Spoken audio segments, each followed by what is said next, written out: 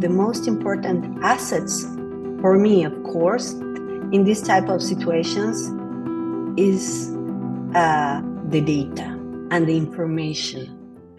Why? Because if you think about it, let's say that you have already implemented Salesforce and it's running perfectly, but what happens if you have a lot of data that it's with blanks? You have duplicated records.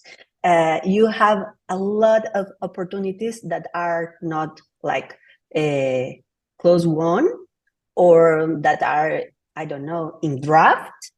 You have leads that were not converted and you don't know what is happening with them, that happened like 5 years ago. And you have also your own data, your custom objects.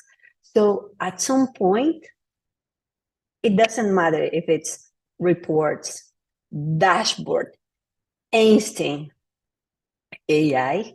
If we don't have accurate data and data that it's really clean, it would be really hard to move to the next stage, taking the most of our data. So I would say that that's the most painful challenge that companies are facing nowadays, because we have a lot of information all the time. Everyone is creating records all the time in Salesforce. So luckily we have those out of the box tools and features that Salesforce has, like validations, rules, duplicate rules. We also can correct with automation some sort of data. We can select specific fields that should be mandatory, that type of things that one can think, oh, those are quite basic things. But when it's about analyzing data, it makes a lot of sense. This data checker option in green, so this means that all the inputs that we provided will work. And the last step will be to click on build. And once we click here on build, as we can see here, this can take some time, because now what is going to happen? The data is going to be analyzed by Einstein. And the magic is happening right now. So let's back here. I will refresh. And I will go to Einstein. Prediction builder. So basically, client conversion, it's in pending status. So, and if you have already a model, the status will be enabled and so on. But at this point, we have a pending status. So this means that this is in process. And that would be it. It's not that complicated, right? Yeah, it seems pretty straightforward. Obviously, you need enough data, you need high quality data, and you need to have a good understanding of the business to give it those rules so that the algorithm can be trained. Is that a fair statement?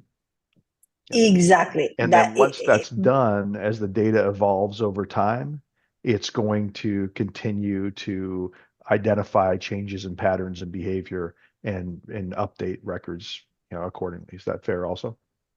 Yeah, for sure. If you want, we can come back to your presentation. Okay. And exactly, basically, it's what you just said. Once the model is deployed, we need to come back to our model and revisit our data, because throughout the time, there would be some things that doesn't make sense. And of course, at some point, we need to improve and scale. So it's likely we are going to deprecate like old models that we were using in order to have like better that are going to provide more efficient predictions. Great. So let's talk some more about the challenges that we were commenting on earlier, but we'll dive into data quality, availability, and user adoption. Yeah, I guess that one of the things that we don't like to discuss that much is about the challenges, right? And of course, at some point, those challenges represent a risk for our companies. Data quality, I guess that, yeah, I don't want to sound redundant, but I will be redundant in this aspect because data is our most important asset for everything and for any company. So it's really important that if we are aware of this, we are trying to create and to add the correct settings in our Salesforce org in order to prevent user to making mistakes. That is the idea. That is the point, because people are going to make mistakes at any moment, right? The idea is to carefully analyze and try to reduce that to save time and to avoid trying to do some manual work cleaning the data. The second one would be data availability. Data availability when it's about Einstein analytics predictions and when it's about creating own reports and dashboards as well, it's important to mention that sometimes you don't have available your data because it's stored somewhere out of your org. You have the storage only let's say of 1 year, and your data it's not available.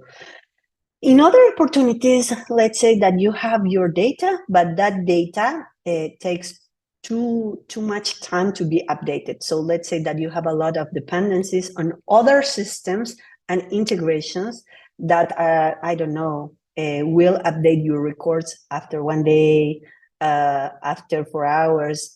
And of course, if you are creating in real-time analysis and predictions, of course that your results could be impacted.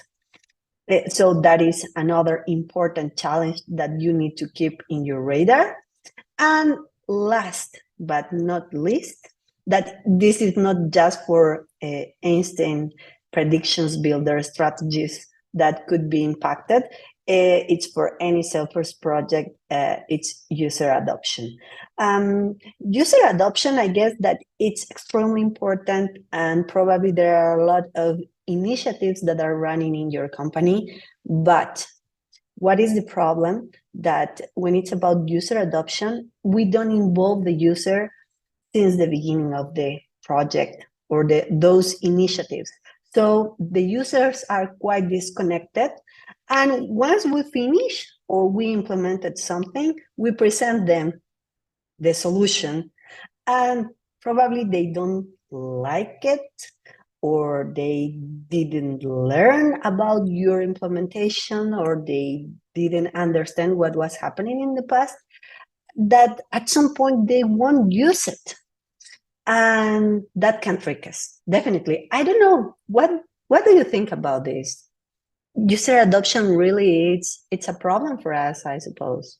Yeah, I think, in reality, all three of these points come up with so many different Salesforce projects. Data quality is always an issue, and our customers and clients that don't put an emphasis on data quality on the outset generally end up with some technical debt they've got to work through. Availability, just like with reporting, but I think in this case, the way you talk about it here, it's definitely a bigger issue. So making sure the system can access that data. And then user adoption, like you said, it's always an issue. And candidly, in my experience, it has a lot to do with the data quality too. So users need to be adopting into what we're doing and how it provides value to the business. But it also dramatically affects data quality. If the users don't understand how the data going in is going to affect the output, then you start running into issues with black records or inconsistent entry and that type of thing. So anytime we can automate and validate fields and data, it helps with those, whether it's predictions here or just general reports elsewhere.